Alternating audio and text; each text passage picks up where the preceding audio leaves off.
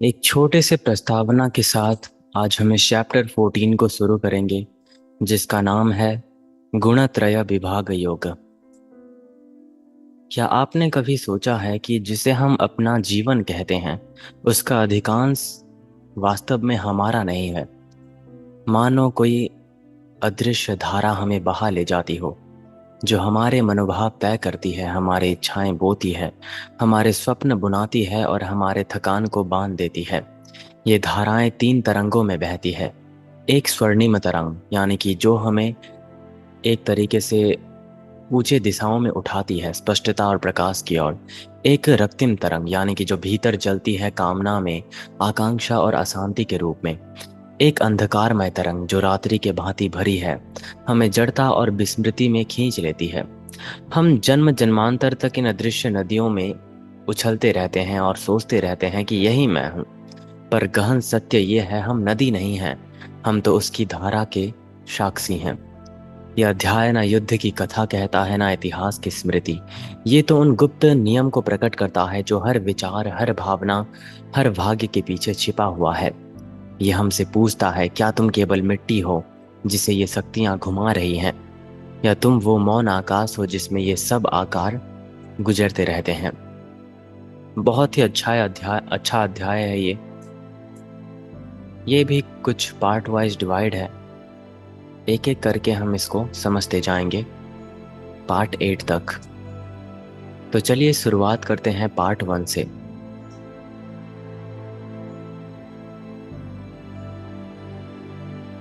मुक्ति का परम ज्ञान। जब कृष्ण इस अध्याय की शुरुआत करते हैं, तब वे केवल एक शिक्षक की तरह ये जानकारी नहीं बांटते, ना किसी दार्शनिक की तरह अमूर्त सिद्धांत सिद्धांत को गिनाते हैं। वो तो स्वयं अनंतता की आवाज की तरह बोलते हैं, कि जैसे शाश्वत काल अपने गुप्त नियम को प्रकट कर रहा हो। अर्जुन से वो कहते हैं,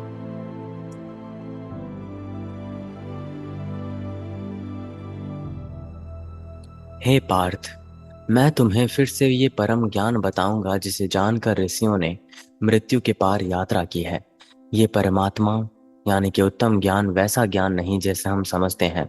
न गणित की तरह गिनना, न इतिहास की तरह याद रखना। ये तो अग्नि को छूना है, सिर्फ उसकी गर्मी का वर्णन सुनना नहीं। ये रूपांतरित करता है, क्योंकि ये जन्म मृत्यु के चक्रों की तरह, मतलब जड़ से ये उखाड़ फेंकते हैं। वो चक्र जिसमें ब्रह्मांड स्वयं उठता है और गिरता है। समय से परे खड़े हो जाना, ये एक ज्ञान है। तो एक तरीके से आप मिस्र की नील नदी की कल्पना कीजिए। हर वर्ष वो बाढ़ लाती है, डुबाती है, फिर घटती है, और उसी लय से मतलब सभ्यताएं जन्म ली हैं।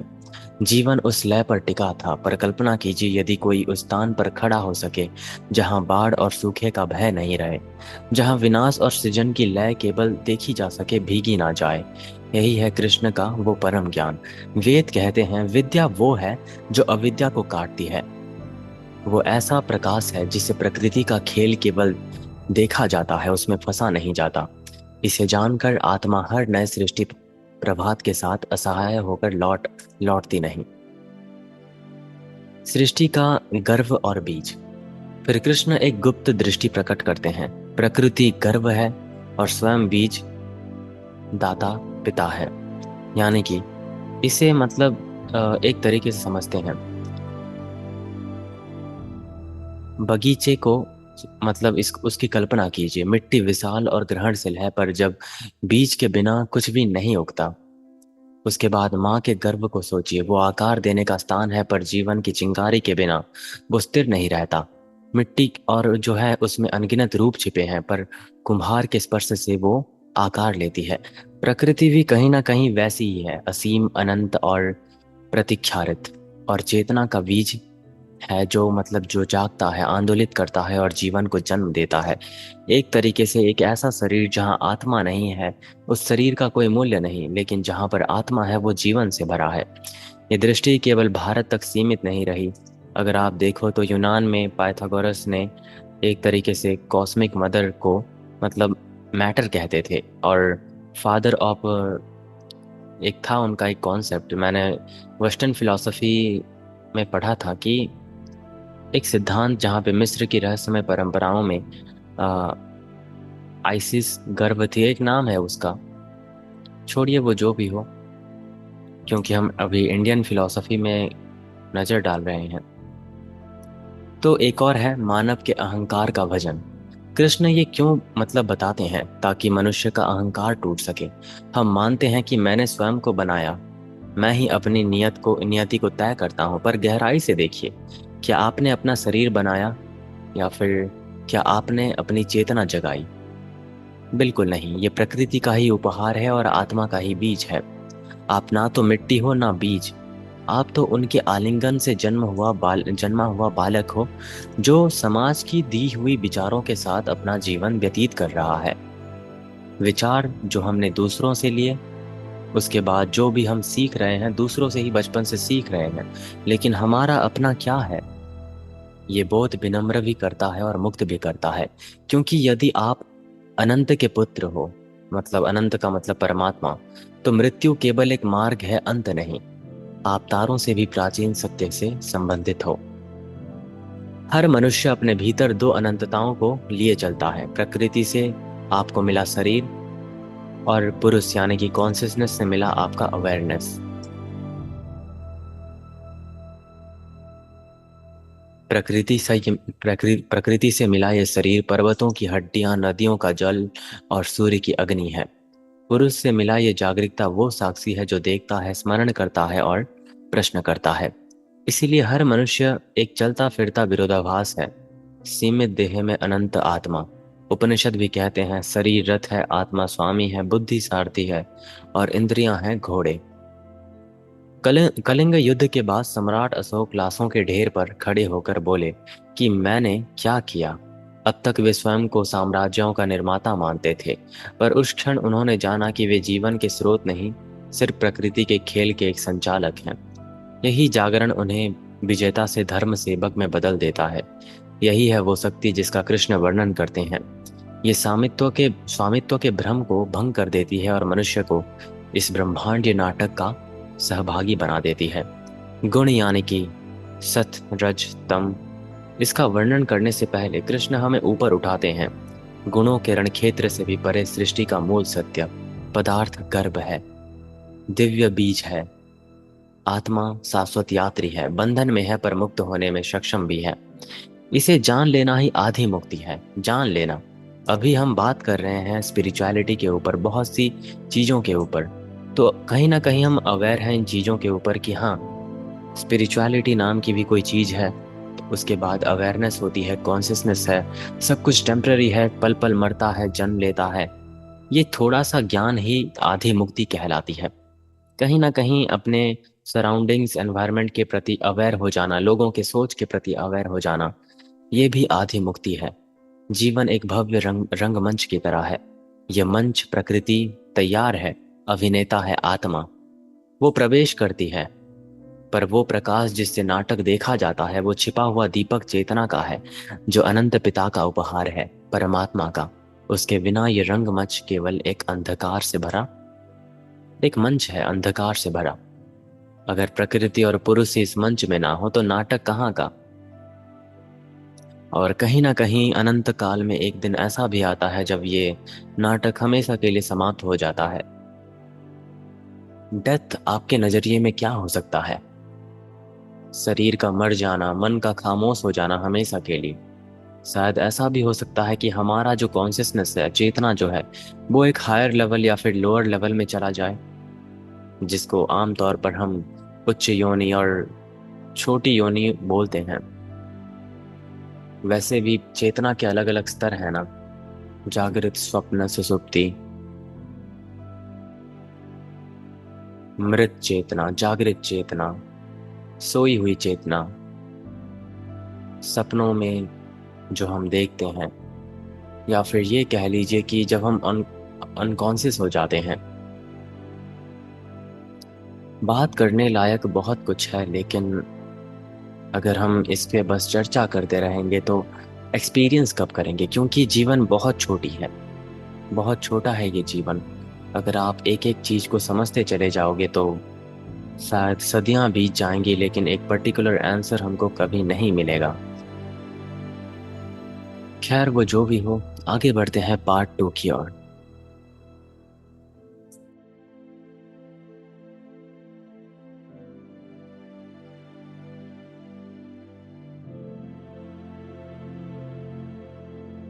वैसे गणेश चतुर्थी के दिन माना जाता है कि चंद्रमा को नहीं देखते, यानी कि मून को, उसको अवॉइड करते हैं। क्या आप सब भी मतलब ये मानते हो, या फिर ये आप ये पहले सुने भी हो?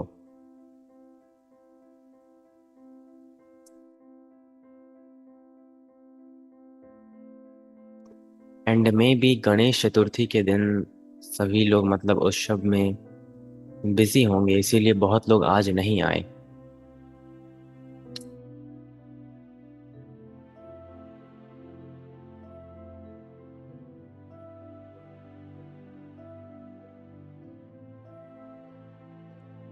अब पार्ट 2 में आता है 3 गुणों का रहस्य। कृष्ण जब सृष्टि की मूल पृष्ठभूमि बता चुके हैं, प्रकृति को गर्भ और स्वयं को मतलब बीज दाता पिता के रूप में, तो अब दृष्टि को भीतर मोड़ते हैं। वे अर्जुन को दिखाते हैं कि प्राणी केवल कैसे जन्म लेते हैं ये नहीं, बल्कि कैसे बंधते हैं। 3 गुणों यानी कि त्रिगुणात्मक संसार में वो कैसे परत द परत, स्टेप बाय स्टेप बस बनते जाते हैं बंधन में। बंधन बाहर की किसी जेल से नहीं आता, बल्कि प्रकृति की बुनावट के भीतर ही छिपा हुआ है। ये धागे ही गुण कहलाते हैं। ऊर्जा की डोरियां, प्रवृत्ति के रस्से और अस्तित्व का स्वरूप। गुण का शाब्दिक अर्थ है रस्सी का तंतु। जैसे रस्सी कई धागों से बनी होती है, वैसे ही मानव जीवन भी 3 तंतुओं से बुना है, सत्व, रजस और तमस। जैसे कि आप जानते हो, सत्व यानी कि शुद्धता, संतुलन, रजस यानी कि आकांक्षा, अस्थिरता, तमस यानी कि अज्ञान या जड़ता। आत्मा शाश्वत और मुक्त है, फिर भी बंधी हुई प्रतीत होती है, क्योंकि ये 3 गुण निरंतर शरीर, मन और बुद्धि में रंगते रहते हैं। चलिए इन 3 गुणों को भी थोड़ा और डेप्थ में समझते हैं। सत्व, स्पष्टता की कोमल ज्योति। सत्व उज्जवल है, निर्मल है, मानो वर्षा के बाद का स्वच्छ सुबह का आकाश। ये समरसता, ज्ञान, आनंद और संतुलन लाता है। ये बांधता है, किंतु पीड़ा से नहीं, बल्कि माधुर्य से। बंधन है ज्ञान और सुख से आसक्ति। ये सत्व, ये जो गुण है, ये दीपक के प्रकाश की तरह है, जो अंधेरे कमरे को रोशन करती है। पर यदि कोई उस दीपक से ही मतलब चिपक जाए, उस स्पष्टता के सुख से ही मोहित हो जाए, तो वो भूल जाता है कि असली असली लक्ष्य तो दीपक नहीं, बल्कि उस कमरे से बाहर निकला सूर्य को देखना है। मतलब कमरे के बाहर सूरज है, कमरे के बाहर सूरज है, लेकिन आप एक रूम प्रेफर मतलब चूज करते हो बैठने के लिए, दीपक को देखने के लिए। बाहर सूर्य है, लेकिन आपको अंधेरे में बैठकर दीपक देखना है। ये सत्व कहलाता है, सात्विक गुण। ये भी बंधन है, ये कोई मतलब अच्छी चीज नहीं है, ये भी बंधन ही है, लेकिन ये बेटर है रजस और तमस से। बस इतना ही डिफरेंस है इसके। एक साधु ध्यान में डूबा है और आनंद का अनुभव कर रहा है, किंतु यदि वही आनंद आसक्ति बन जाए, तो वो भी एक जंजीर बन जाती है। सत्व सबसे ऊंची सीढ़ी है, परंतु अभी भी सीढ़ी खत्म नहीं हुई, क्योंकि आपको छत में जाना है। इसको बहुत अच्छे से ऐसे ही समझ लीजिए कि छत में जाना है आपको, लेकिन आपको सीढ़ी पसंद आ गई। सबसे टॉप मतलब जो है ना, वो सीढ़ी में आप बैठ गए, लेकिन आप छत में नहीं जा पाए। सत्व उसी तरह है। उसके बाद आता है रजस, यानी कि इच्छा की अग्नि। रजस है गति, ऊर्जा, आकांक्षा का एक ईंधन। ये बाहरी क्रिया और उपलब्धि के लिए सतत मतलब धकेलता है, परंतु हर चंचलता के पीछे अतृप्त प्यास रहती है। यही आत्मा को कर्म और उसके फल की जंजीरों में बांध देता है। रजस अग्नि की भांति है। अग्नि भोजन पकाती है, गर्माहट देती है, जीवन को पोषण देती है, पर वही अग्नि जलाती भी है, भस्म करती है और मतलब कभी तृप्त नहीं करती। लकड़ी राख हो जाती है, पर अग्नि की भूख तो बनी रहती है। अलेक्जेंडर द ग्रेट की बात ले लीजिए। उन्होंने 3 महाद्वीपों को मतलब जीत लिया, विजय प्राप्त की, किंतु मृत्युशैया में यानी कि मरते वक्त उसने कहा कि उसके हाथ को खुले मतलब रख दिए जाएं, ताकि दुनिया देख सके कि समस्त संपत्ति भी मृत्यु के पार साथ नहीं जा सकती। यही रजस का फल है, अनंत भूख जो कभी शांत नहीं होती। आप सम्राट अशोक का भी एग्जाम्पल ले सकते हो उसमें। उन्होंने मतलब साम्राज्य का इतना मतलब भूख दिखाया, लेकिन इन इन द एंड जब उन्होंने बुद्धिज्म को अपनाया तो उनको मतलब रियलाइज हुआ कि कैसे रजस गुण मतलब बस एक अग्नि है जो आपको कभी एक कभी ना खत्म होने वाली भूख समझ लीजिए।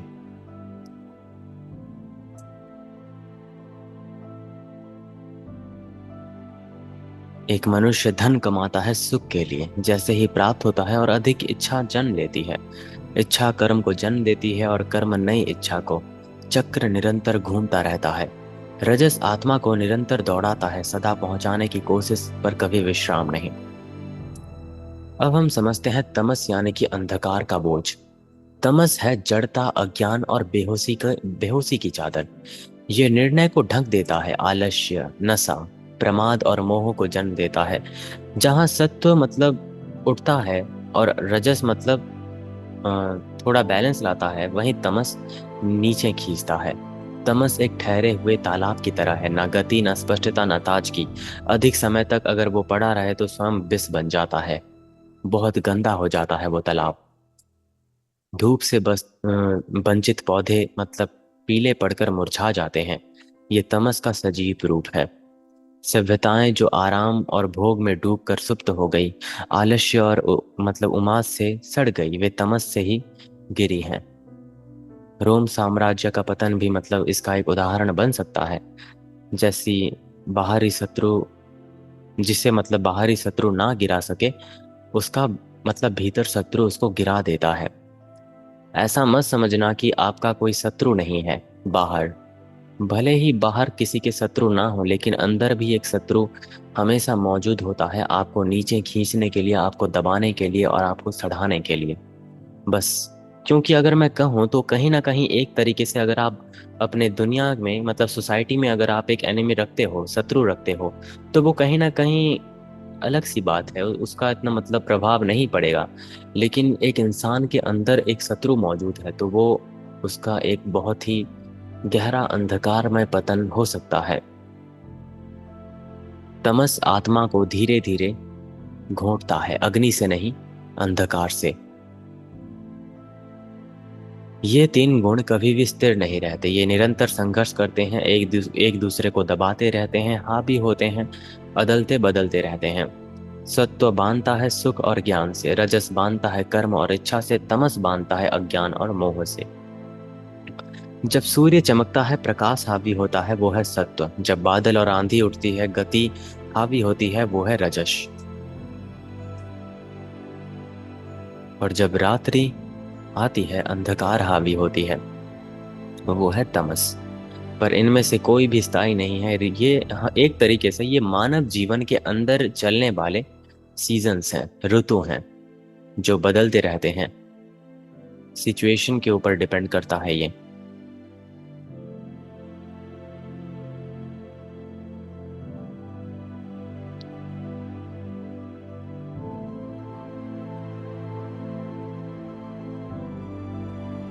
कृष्ण का मतलब बात यहाँ पे साफ है कि यहाँ तक श्रेष्ठतम आनंद यानी कि सत्व, यहाँ तक कि महानतम महत्वाकांक्षा यानी कि रजस, और यहाँ तक कि गहरी नींद यानी कि तमस, सब कुछ बंधन है। एक सोने के पिंजरे में बैठा पक्षी सत्व शांति में है। लोहे के पिंजरे में बैठा पक्षी छटपटाता है, रजस है ये। अंधकार में एक अंधकार से पिंजरे में मतलब बैठा पक्षी जानता ही नहीं, वो बस एक कैदी है। पर तीनों अभी भी कैद हैं। चाहे आप लोहे सोने के पिंजरे में हो, लोहे के पिंजरे में हो, या फिर एक ढका हुआ अंधकार से भरा एक पिंजरा, सब कुछ बंधे हैं। यही है तीन गुण। ये तीन गुण जीवन के चित्रपट पर मतलब रंगों की तरह है। एक प्रकाश का रंग भरता है, एक अग्नि का और एक छाया का। दुर्भाग्य ये है कि आत्मा भूल जाती है कि वो रंग नहीं बल्कि एक कैनवास है, जो जिस पर भी रंग खेले जाते हैं। मैं सात्विक हूँ, मैं रासिक हूँ, मैं तामसिक हूँ। मुक्ति तब शुरू होती है जब मनुष्य कहना छोड़ देता है ये सब कुछ और जान लेता है कि मैं वो साक्षी हूँ जिस पर मतलब ये खेलते हैं, पर मैं इनसे अछूता रहता हूँ। यही है हमारा रियलाइजेशन। यहाँ पे समाप्त होता है पार्ट 2।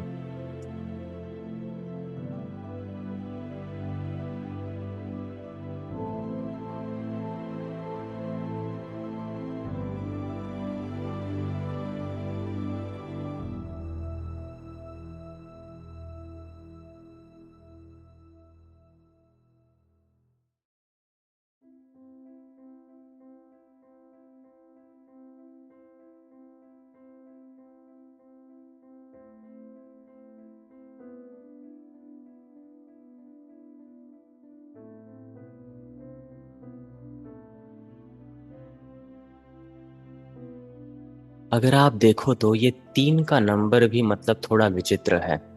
जिसको दुनिया कहते हैं वो बस 3 गुण का मेल है और कुछ नहीं। सुबह यानी कि ब्रह्म मुहूर्त, जो भी है सुबह ले लीजिए। उसके बाद सुबह के बाद क्या आता है, दिन का समय आता है, आफ्टरनून जिसे हम कहते हैं। उसके बाद रात का, ये भी 3 है। क्रिएटर, सस्टेनर, डिस्ट्रॉयर, मतलब जो हमारे त्रिदेव हैं वो भी 3 हैं। 3 गुण मौजूद हैं। उसके बाद मैंने बहुत सी चीजें पढ़ी हैं जो 3 पे मतलब एक कहीं ना कहीं पॉइंट आउट करती हैं। त्रिगुणात्मक संसार यूं ही नहीं कहते इसको। उसके बाद पुराण में कहीं ना कहीं आपने सुना होगा कि 3 लोक पर विजय प्राप्त करना है हमको, ऐसा राक्षस बोलते थे। एंड तीनों लोगों के स्वामी ऐसा माना जाता है, तो ये 3 लोग भी मौजूद हैं।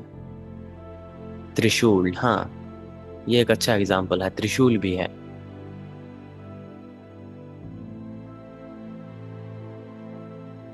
और भी बहुत सी चीजें हैं। त्रिनेत्र,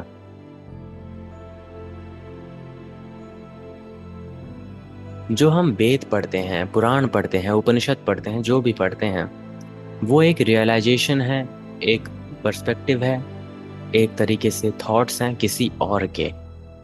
चाहे वो कोई भी ऋषि मुनि जो भी हो, महान पुरुष जिन्होंने भी लिखा है, वो है किसी और के। हम इसको आज पढ़ते हैं हमारे अपने अंदर भरने के लिए। तो कहीं ना कहीं हम खुद का भी मतलब एक रियलाइजेशन ला सकते हैं अगर हम अपने आप को गौर से निरीक्षण करें अपने अंदर तक।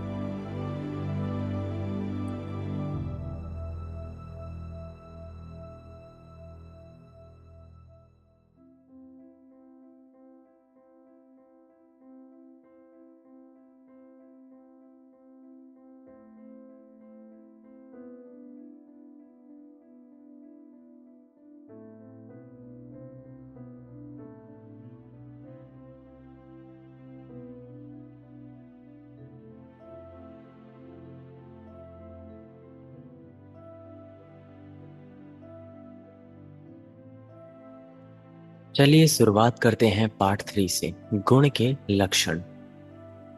कृष्ण जब गुणों को आत्मा को मतलब बांधने वाली रस्सियों की तरह वर्णित कर चुके हैं, तो अब उनके लक्षण भी बताते हैं वे, कि कैसे पहचाने कि किसी समय कौन सा गुण हमारे ऊपर हावी होता है।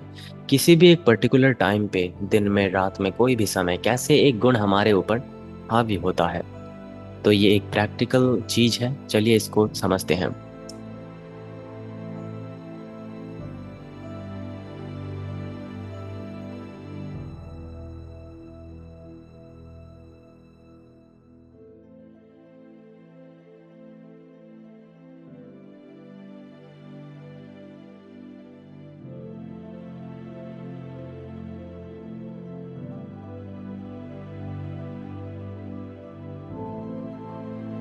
क्योंकि गुण अदृश्य हैं, पर उनके प्रभाव हर विचार, हर कर्म, हर सांस में प्रकट होती हैं।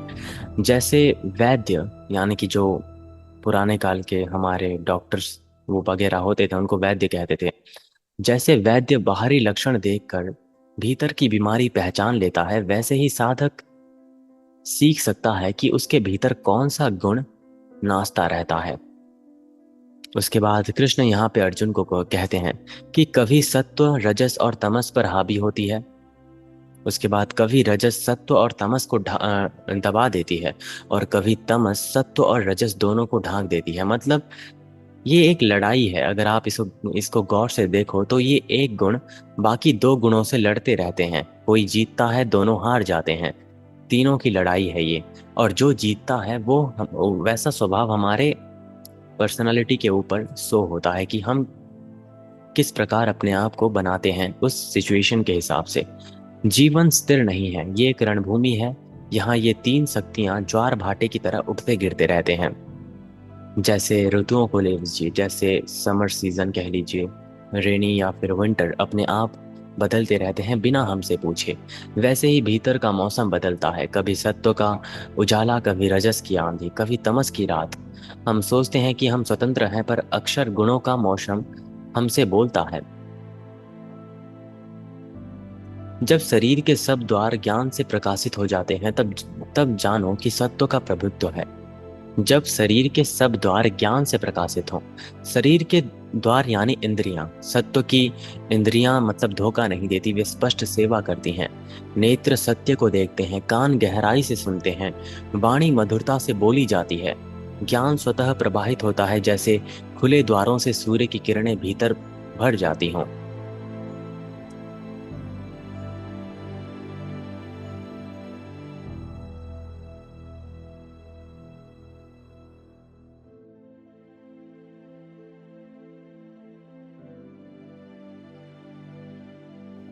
एक साधक शास्त्र पढ़ रहा है, ना गौरव के लिए ना विवाद के लिए, बल्कि सच्चे आलोक के लिए। यही सत्व का खेल है। आगे बढ़ते हैं रजस की ओर। इसके लक्षण जानते हैं। जब रजस हावी होती है, तब लोभ, चंचलता, निरंतर कर्म की धुन और तृष्णा उत्पन्न होती है। रजस होने से संतुष्ट होती है। होने से मतलब मुझे अगर ये मिल जाए तो मैं संतुष्ट हो जाऊंगा। वो सदा बनने की मांग रखता है। एक चीज अगर चाहिए तो चाहिए उसे। जब तक उसे वो ना मिल जाए तो वो दुखी हो जाएगा। अगर वो मिल जाए तो सुखी हो जाएगा। नॉर्मली आजकल जो लोग लाइफ जी रहे हैं, वो राजसिक लाइफ ही है। रजस उस घोड़े की तरह है जो थके हुए सवार के बावजूद भी दौड़ना जारी जारी रखता है। घोड़ा शक्तिशाली है, पर यदि लगाम ना हो तो वो मतलब सवार को मौत तक घसीट ले जाएगा। व्यापारी एक कंपनी बनाता है, फिर दूसरी, फिर तीसरी बनाता है। सफलता के बावजूद अशांत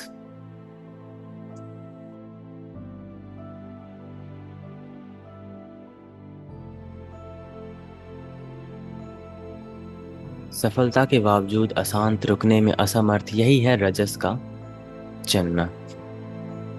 अब आता है सबसे महत्वपूर्ण चीज, जिसको हम तमस कहते हैं। अज्ञान, जड़ता, प्रसाद, मोह, ये तमस के लक्षण हैं। तमस में मन देखता नहीं, इच्छा चलती नहीं, शरीर उठता नहीं। ये विश्राम नहीं बल्कि क्षय है। एक बहुत ही मतलब शांत सी चीज जो हमको धीरे धीरे मार देती है अंदर से, जो विश्राम का मुखौटा पहनता है। तमस उस धुएं जैसा है जो घर भर देता है। पहले तो हानि रहित लगता है, पर धीरे धीरे घोंट देता है हमको। ना सांस लेने देता है, ना सोचने देता है। महान साम्राज्य तब गिरे जब तमस उनमें घुस गया था। शासक भोग में डूब गए।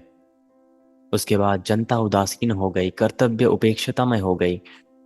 बहुत ही ये मतलब मास लेवल में भी हो सकता है, और एक पर्सन टू पर्सन भी तमस हावी होता है। युवक जो अपने दिनों को नशे और आलस्य में गवा देता है। भविष्य की परवाह नहीं, आत्मा की भी परवाह नहीं। यही है तमस का गुण। सबसे बड़ा परिवर्तन तब आता है जब मनुष्य ये कहना छोड़ देता है कि मैं ज्ञानी हूँ, मैं लोभी हूँ, मैं आलसी हूँ, और कहना शुरू करता है कि अभी सत्व प्रबल है, रजस मुझे हिला रहा है, तमस मुझे ढक रहा है। जब आप परत दर परत अपने आप को रियलाइज करोगे, तो यही कीजिए कि अभी मेरे अंदर तमस मौजूद है, इसीलिए मैं ऐसा बिहेव कर रहा हूँ। रजस बहुत बढ़ गया है, इसीलिए मेरे अंदर अनगिनत इच्छाएं आ रही हैं। अभी शायद मैं बहुत ही मतलब शांत महसूस कर रहा हूँ, शायद मेरे अंदर सत्व का मतलब प्रभाव है। तो जैसा आप धीरे धीरे ये छोटी छोटी चीजें रियलाइज करने लगोगे ना, तो एक पर्टिकुलर टाइम पे ऐसा आएगा जब आप पूरी तरह से अवेयर हो जाओगे। जब वर्षा होती है तो हम ये नहीं कहते कि हम मैं बरस रहा हूँ, हम कहते हैं बारिश हो रही है। वैसे ही ऋषि कहते हैं ये रजस है जो गति दे रहा है, ये तमस है जो घना हो रहा है। गुण क्रिया करते हैं, पर आत्मा अप्रभावित रहती है, आकाश की तरह बादलों से परे। सत्व गुण यानी कि सत्व गुण स्पष्ट दीपक की तरह चमकता है। रजस बेचैन बेचैन ज्वाला की तरह जलता है। तमस घुटन भरे कोहरे की तरह दबाता है। ये तीनों मिलकर अस्तित्व का नाटक बनाते हैं। उनके लक्षण पहचान लेना ही मतलब स्वतंत्रता की पहली सीढ़ी है। क्योंकि जब साधक देख लेता है कि गुण कैसे काम कर रहे हैं, तो वो उन्हें स्वयं ही अलग अलग करना सीख लेता है। और यहीं पे समाप्त होता है पार्ट 3।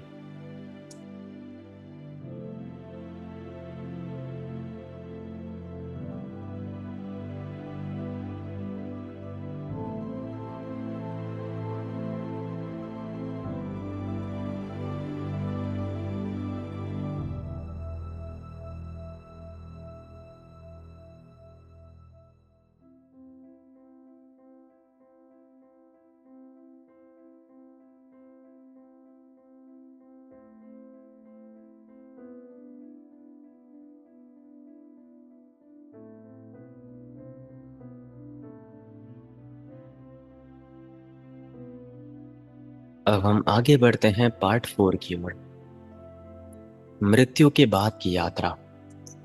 कृष्ण जब गुणों के दैनिक जीवन में प्रकट होने की व्याख्या कर चुके हैं, तो अब वो दृष्टि और आगे ले जाते हैं, एक जन्म की सीमाओं से भी पार। क्योंकि गुण केवल मनोभावों को नहीं रंगते, वे मृत्यु के बाद भी नियति को बनाते हैं।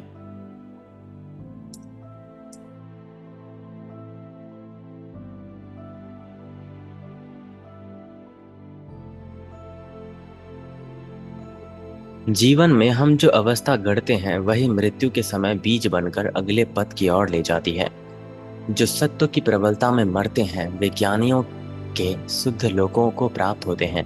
जब मृत्यु के समय सत्व प्रबल रहता है, आत्मा ऊपर की ओर उठने लगती है, स्पष्टता, समरसता और ज्ञान के लोकों की ओर।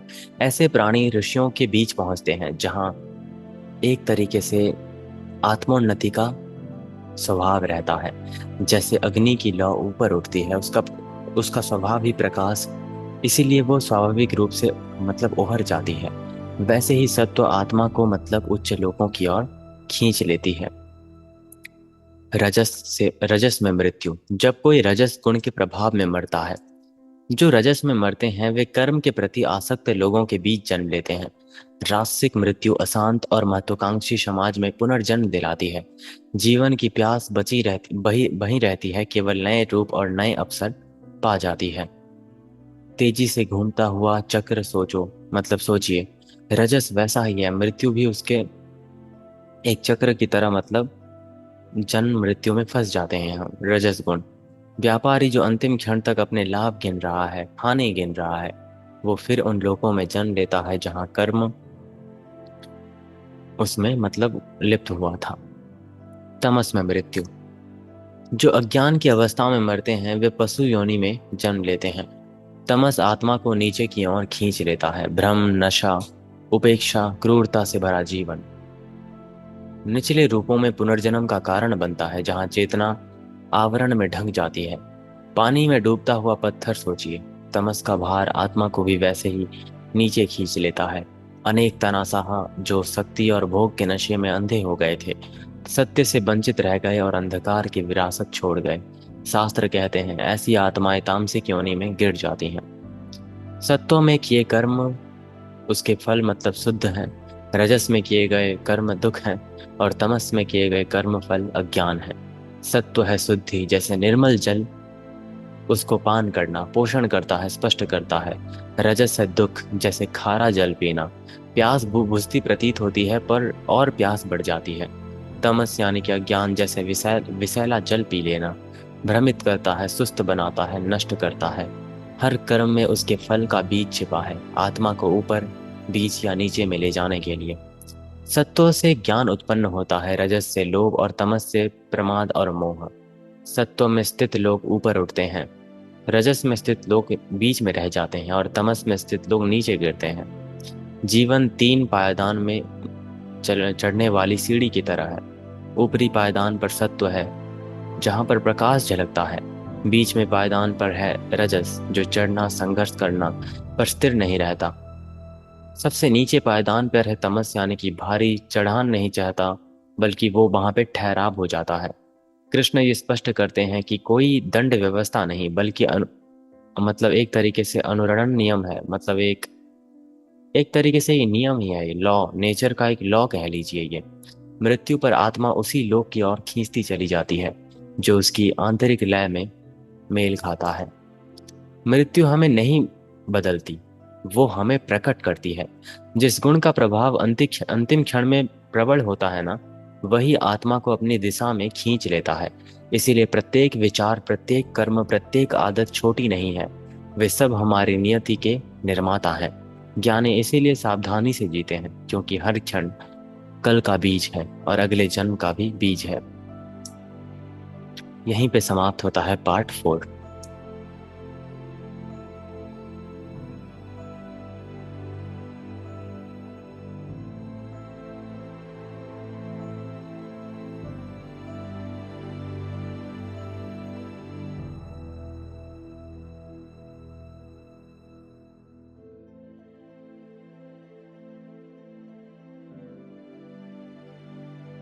आगे बढ़ते हैं पार्ट 5 की ओर।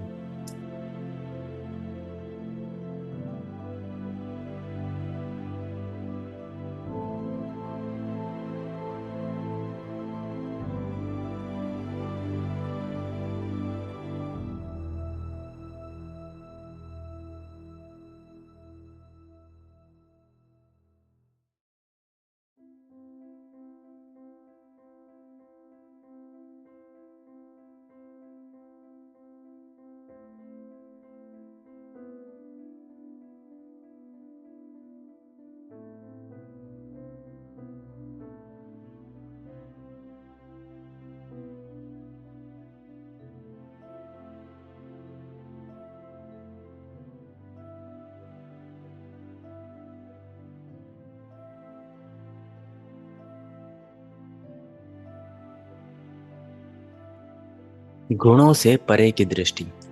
कृष्ण ने जब अर्जुन को गुणों की जटिल बुनावट दिखाई, कैसे वे विचार, नियति और पुनर्जन्म तक को गढ़ते हैं, तो अब वो एक ऊंचा द्वार दिखाते हैं जो इन तीन चीजों के परे है। वे बताते हैं कि मुक्ति का सत्व को चुनने से मतलब और रजस को दबाने में नहीं, मुक्ति तो पूरे तंत्र से पार जाना है। जब ज्ञानी ये देख लेते हैं कि सभी कर्मों का कर्ता केवल गुण है, और जब वे मुझे गुणों से परे शाश्वत देखते हैं, तब वे मेरे दिव्य स्वरूप को प्राप्त हो जाते हैं। प्रबुद्ध मनुष्य समझता है कि मैं करता हूँ सॉरी प्रबुद्ध मनुष्य समझ लेता है कि मैं करता हूँ नहीं, इसको मतलब गुण करते हैं। म- मैं जो करता हूँ वो मैं नहीं करता, बल्कि मेरे गुण मुझसे करवाते हैं। जब ये प्रबुद्ध मनुष्य समझ लेता है, शरीर चलता है, इंद्रियां अनुभव करती हैं, उसके बाद मन इच्छाएं करते हैं, उसके बाद पर आत्मा इनमें से कोई नहीं, सबके परे है। परे वो कृष्ण को मतलब देखता है, शाश्वत साक्षी जो खेल से अछूता है। जीवन एक भव्य नाटक है। तीन गुण उसके अभिनेता हैं, कभी नायक, कभी खलनायक, कभी मूर्ख और अभिनय करते हैं। आत्मा दर्शक है जो देखती है, पर मुक्ति तब मिलती है जब ये ज्ञात हो जाए कि मंच पर रोशनी डालने वाला स्रोत भी वो प्रकाश है, ईश्वर, जो इन सभी गुणों से परे है। शरीर से संबंधित इन तीन गुणों को पार करके मनुष्य जन्म, मृत्यु और दुख से मुक्त हो जाता है और अमृत को प्राप्त होता है। जब तक आत्मा स्वयं को गुणों से जोड़ती है, तब वो संसार चक्र में फंसी रहती है, जन्म, मृत्यु, सुख, दुख। पर जब वो उससे परे उठती है, तब गांठ खुलने लगते हैं। अमरत्व का अर्थ ये नहीं कि शरीर सदा जीवित रहे। अमरत्व का अर्थ है उस आत्मा को जगाना जो कभी जन्म में प्रवेश नहीं करती और मृत्यु को जानती ही नहीं। बादल कभी सफेद होते हैं, कभी मतलब अग्नि से लाल होते हैं, कभी घने अंधकारमय होते हैं, पर आकाश स्वयं इनमें से कुछ भी नहीं। जो स्वयं को बादल मान लेता है वो उनके बदलने से मतलब दुखी हो जाता है। जो स्वयं को आकाश जान लेता है वो मुक्त हो जाता है। कठोपनिषद कहती है, इंद्रियों से परे है मन, मन से परे है बुद्धि, बुद्धि से परे है महात्मा, उससे परे है अव्यक्त, और अव्यक्त से परे है पुरुष, उससे आगे कुछ नहीं। यही आरोहण कृष्ण यहाँ मतलब दिखाते हैं, प्रकृति के परतों से परे अनंत के स्रोत तक। गुणों से परे देखने का अर्थ है मैं ये नहीं हूँ, इससे हटकर ये हो रहा है, इस तक पहुंचना। मैं क्रोधित हूँ, इसके स्थान पर कहना कि रजस मुझसे गति करवा रहा है। मैं सुस्त हूँ, इसके जगह जगह पर कहना कि तमस मुझे ढक रहा है। उसके बाद मैं शांत हूँ, इसके जगह पे कहना सत्य मुझे उठा रहा है। एक नदी में तीन धाराएं बहती हैं, एक निर्मल, एक तीव्र, एक गंदी। मछलियां भीतर बहाव से बहती रहती हैं, पर एक पक्षी ऊपर से उड़ता है, तीनों धाराओं को एक साथ देखता है और किसी में भी मतलब नहीं फंसता। आत्मा जो गुणों से बंधी है वो मछली के समान है, मुक्त आत्मा वो पक्षी है। मुक्ति का अर्थ तमस से लड़ना, रजस को दबाना या फिर सत्व से चिपकना नहीं। तीनों रस्सियां हैं, एक स्वर्ण की, एक रजत की और एक लोहे की। लक्ष्य रस्सी को चमकाना नहीं, बल्कि उससे बाहर निकलना है। गुणों से पार हो जाओ और तुम अमृत का स्वाद चखोगे, वो दिव्यता, वो आनंद जिसे कोई गुण बांध नहीं सकते। गुणातीत होना है, बादलों से परे आकाश होना है, नाटक से परे दर्शक होना है, मृत्यु, जन्म और मृत्यु से परे आत्म होना है। यही है वास्तविक स्वतंत्रता। न सात्विक न सा, न सात न सात्विक शांति, न रास्तिक सफलता और ना ही तामसिक निद्रा, बल्कि ये शाश्वत निस्तब्धता जो काल से भी परे है।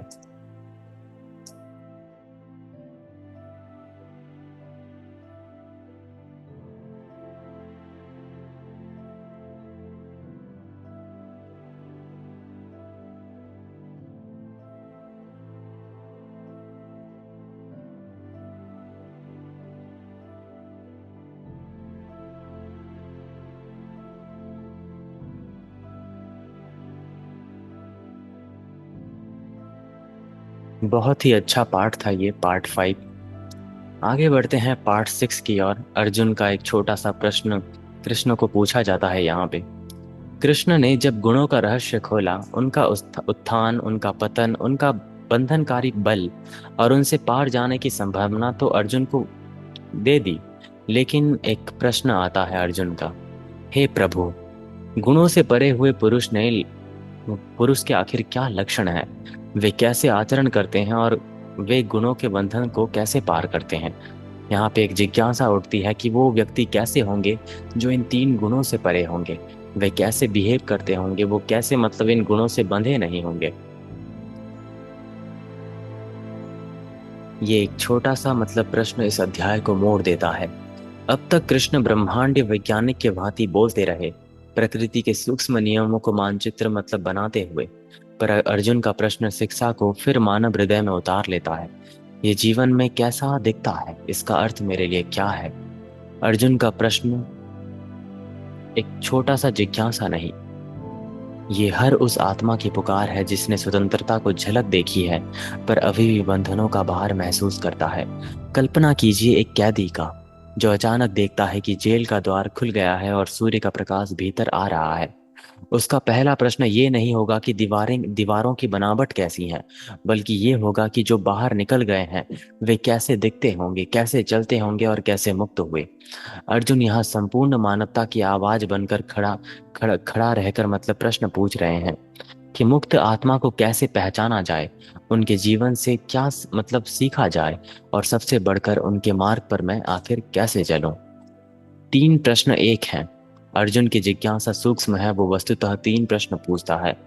उनके लक्षण क्या हैं? बाहरी संकेत, दिखने योग्य गुण कैसे होंगे, वे कैसे आचरण करते हैं, भीतर की वृत्ति जो आचरण में झलकती है, वे कैसे इससे पार जाते हैं, साधना का रहस्य यानी कि मार्ग का रहस्य। इन तीनों स्तरों को मानवीय खोज को दर्शाता है। आंखें उदाहरण देखना चाहती हैं, मन आचरण को समझना चाहता है, हृदय पथ जानना चाहता है।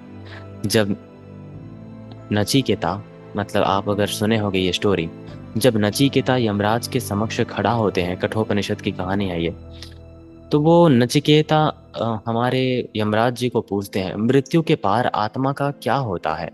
वे कौन हैं जो इस रहस्य को मतलब पार कर चुके हैं? अर्जुन का प्रश्न उसी निर्भीक परंपरा का उत्तराधिकारी है। पश्चिम में प्लेटो ने मतलब सुकरात से पूछा, दार्शनिक का जीवन कैसा होता है? सिर्फ विचार नहीं बल्कि जीने का ढंग। सभ्यताओं के पार शिष्य केवल सिद्धांत नहीं पूछते, वे जीते जागते उदाहरण को देखते हैं। जीते जागते उदाहरण। यदि ये प्रश्न ना हो तो दर्शन मतलब छोटा हो सकता है, जीवन से ऊपर तैरता हुआ। अर्जुन इसे मतलब धरती से जोड़ देते हैं। मुक्ति को चेहरा होना चाहिए, चाल, उसका चाल होना चाहिए, दुनिया में जीने का तरीका होना चाहिए। ये जानना पर्याप्त नहीं कि मरुभूमि से परे समुद्र है। प्यासा यात्री पूछता है, मुझे किसी का उदाहरण दो जिसमें वो जल पिया हो। मुझे बताओ उसने कुआं कैसे पाया, उसको प्रमाण चाहिए। अर्जुन इस क्षण में हमारी आवाज मतलब बना देते हैं अपने आप को। वो अमूर्त नियमों से संतुष्ट नहीं होते। वो स्वतंत्रता को मानवीय प्रमाण मांगते हैं। गुणों से परे मतलब क्या देखा जाए, कैसे उनके जीवन को समझा जाए और कैसे उनके मार्ग का अनुसरण किया जाए।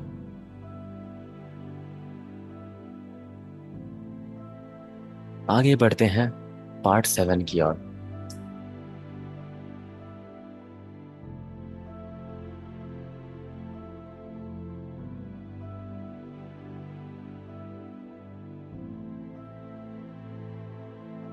यहाँ पे उत्तर आएगा हमारे कृष्ण का।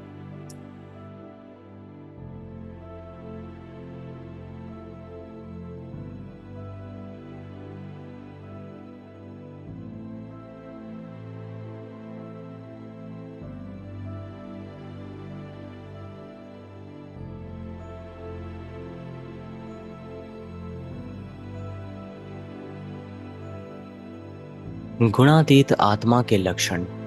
अर्जुन ने वो शाश्वत प्रश्न पूछा, गुणों से पार हुए पुरुष कैसे दिखता है, कैसे जीता है, कैसे उनके शरण में चला जाए। अब कृष्ण कहते हैं, मुक्त आत्मा का चित्र रचते हुए। ये वचन किसी अमूर्त आदर्श का नहीं, बल्कि उस सुगंध का वर्णन है जो प्रकृति की रस्सियों से मुक्त जीवन से निकलती है।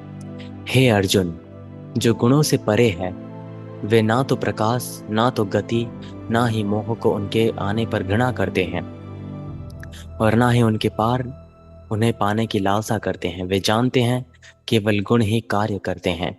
प्रकाश, गति और मोह यानी कि सत, रज, तम, उनके आने पर वो घृणा नहीं करते।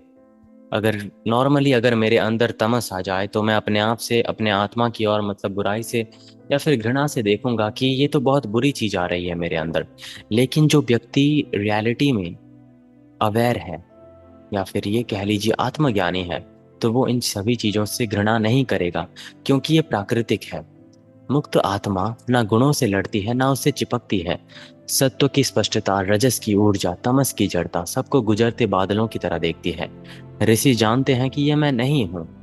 आकाश आंधी को रोकता नहीं, ना ही इंद्रधनुष से चिपकता है।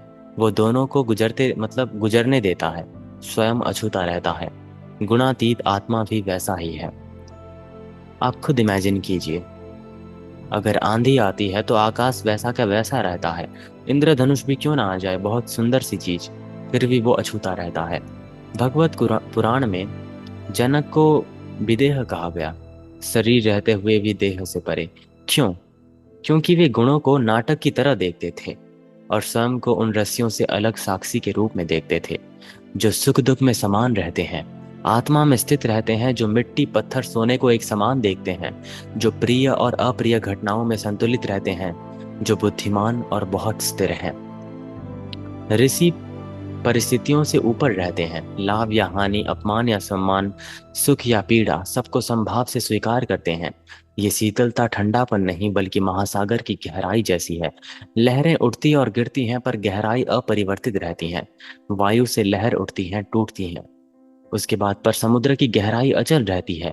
मुक्त आत्मा भी वैसा ही है। आत्मा है बहुत ही स्थिर, जो निंदा प्रशंसा में समान रहते हैं, सम्मान अपमान अपमान में भी समान रहते हैं। उसके बाद मित्र और शत्रु को एक समान देखते हैं, और सभी अहंकार युक्त उपक्रमों को छोड़ के स्थित रहते हैं। उन्हें ही गुणातीत कहा गया है। गुणातीत आत्मा समाज के दर्पण की गुलाम नहीं रहती। प्रशंसा से उसे वो फूलती नहीं, निंदा से चोट नहीं पहुंचाती अपने आप को। मित्र और शत्रु दोनों के गुणों को मतलब भूमिकाएं मानती है। आत्मा अछूती रहती है। ऐसे व्यक्ति अब अहंकार से, मतलब प्रयासों से मुक्त रहते हैं। अब उनको कोई बनने की चाह नहीं। दर्पण सुंदर चेहरा और कुरूप चेहरा दोनों दिखाता है, पर स्वयं दागदार नहीं होता। वैसे ही ऋषि मित्र और शत्रु दोनों से मतलब प्रतिबिंबित करते हैं, उनसे अछूते रहते हैं। तीन गुण रस्सियों की तरह हैं, जो आत्मा को अलग अलग दिशाओं में खींचती हैं। साधारण मनुष्य इनसे झूलता रहता है, कभी सुख की ऊंचाई में, कभी इच्छा की बेचैनी में, कभी मोह के अंधकार में। पर मुक्त आत्मा रस्सियों के खेल से बाहर निकलती आती है। वो ना कठपुतली है, वो ना दर्शक है, वो अनंत है। बहुत लोग नदी की धारा में बहते हैं, कभी उजाले की ओर, कभी अंधकार की ओर, पर साधु तक तट पर खड़े हो जाते हैं। नदी बहती रहती है, पर वो डूबता नहीं। गुणातीत आत्मा आकाश की तरह है, मौसम से अछूता, महासागर की तरह है, लहरों से अचल, दर्पण की तरह है, प्रतिबिंब की कलुषित नहीं। ना घृणा, ना आसक्ति, ना प्रशंसा, ना निंदा, ना मित्र, ना शत्रु। यही है उस आत्मा की पहचान, जिसे सत, रज, तम तीनों से पार कहा गया है।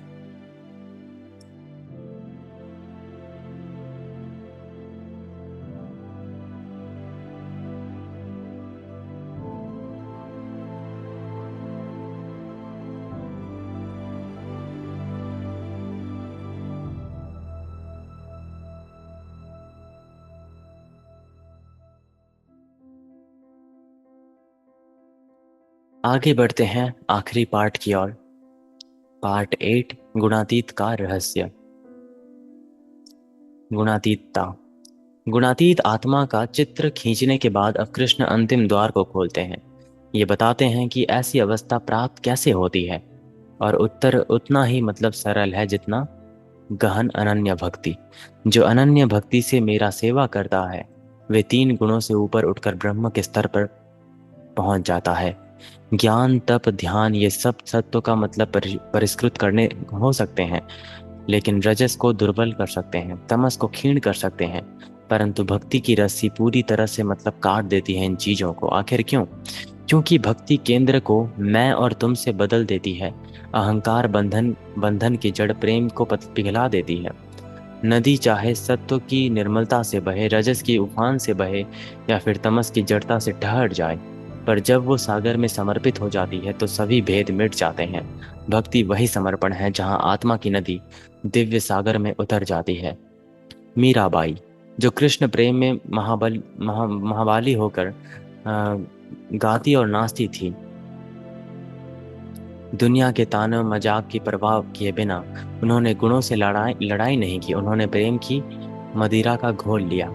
मैं ही निर्गुण, यहाँ पे कृष्ण बोलते हैं, मैं ही निर्गुण ब्रह्म का अधिकारी हूँ, अमर अविनाशी सनातन धर्म का भी और अनंत दिव्य आनंद का भी।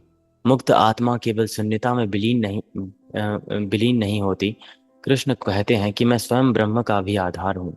ब्रह्म का प्रकाश, उसका आनंद, उसकी अमरता, सब कृष्ण में ही निहित है।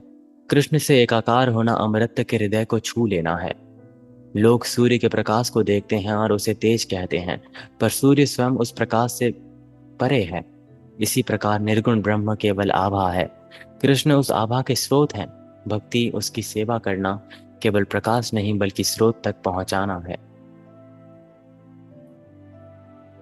पूरे अध्याय में कृष्ण ने गुणों की जटिलता समझाई, उनकी लड़ाई, उनके बंधन, उनके परिणाम, पर अंत में वह अर्जुन के गुणों से जुड़ मतलब जूझने का, उनका विश्लेषण करने को नहीं कहते। वे बोलते हैं, मुझसे प्रेम करो, बिना विचलित हुए मेरी सेवा करो, अपना मन मुझ में रखो।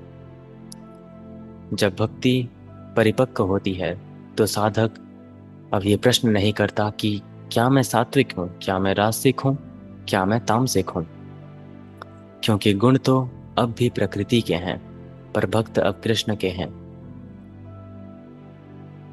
भक्ति ही परम कुंजी है।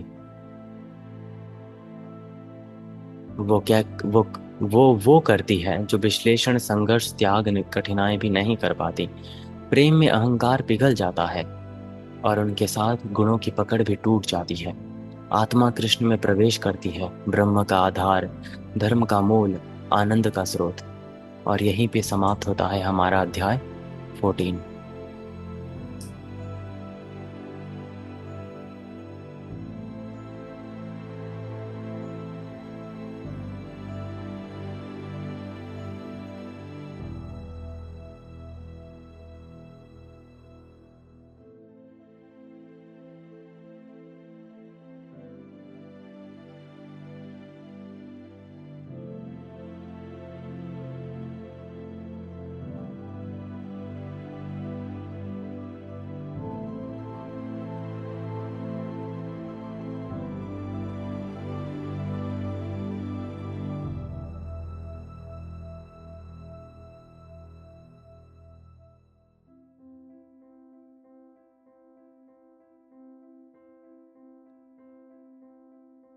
ये सब ज्ञान समझ भी आता है, याद भी हो जाता है, पर जब जीवन में इसे अपनाने लगते हैं तो इतनी परेशानियां क्यों आती है?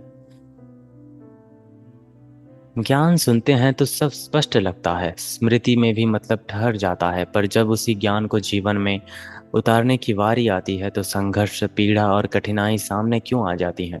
क्योंकि केवल जानना एक बात है और जीना दूसरी। जानना मन की सतह पर होता है, पर जीना जीवन की गहराई में परिवर्तन चाहता है। जैसे किसी नदी की दिशा मोड़नी हो। मानचित्र में रेखा खींचना सरल है, आपके पास एक मैप है, उसमें आप रेखा खींच सकते हो कि हाँ, इस नदी को यहाँ से मोड़ा जाए, पर वास्तविक धारा को बदलना तो कठिन है ना। गुण, संस्कार और आदतें, ये सब हमें खींचते रहते हैं। ज्ञान उन्हें उजागर करता है, पर जब तक उनका सामना ना हो वे मिटते नहीं। इसीलिए जब साधक सत्य को आचरण में लाना चाहता है, तब भीतर के पुराने रस से उसे खींचने लगते हैं। ये पीड़ा दंड नहीं बल्कि शुद्धि है। जैसे आग सोने को तपाती है, वैसे ही जीवन की कठिनाइयां साधक को परखती हैं और परिशुद्ध करती हैं। याद रखना कि हर संघर्ष संकेत है, कि ज्ञान सिर से उतरकर हृदय और कर्म में मतलब बैठ सके। पीड़ा ही वो द्वार है जहाँ सिद्धांत जीवन का अनुभव बनता है। अगर आप देखो तो मैंने भी अपने आप को मतलब बहुत सी कठिनाइयों में पेला झेला है इन सभी चीज़ों को। धीरे धीरे परिवर्तन आता है, सडनली चेंजेस नहीं होते कभी भी।